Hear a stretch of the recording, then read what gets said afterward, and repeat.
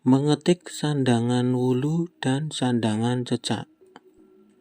Sebagai contoh, kita mengetik kata ing, itu kita ketik ho, kemudian sandangan wulu dan sandangan cecak.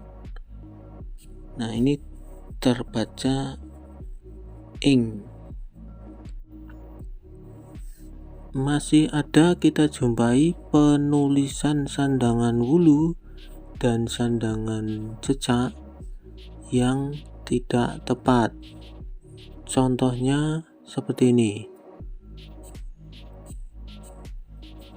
Sandangan ini bukan sandangan wulu dan sandangan cecak, akan tetapi ini adalah sandangan wulu melek atau sandangan i yang berbunyi panjang atau i panjang.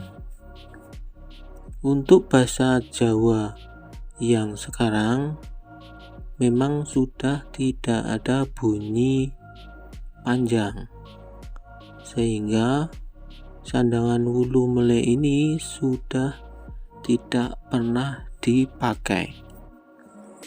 Akan tetapi untuk naskah-naskah lama masih sering kita jumpai sandangan wulu melek ini.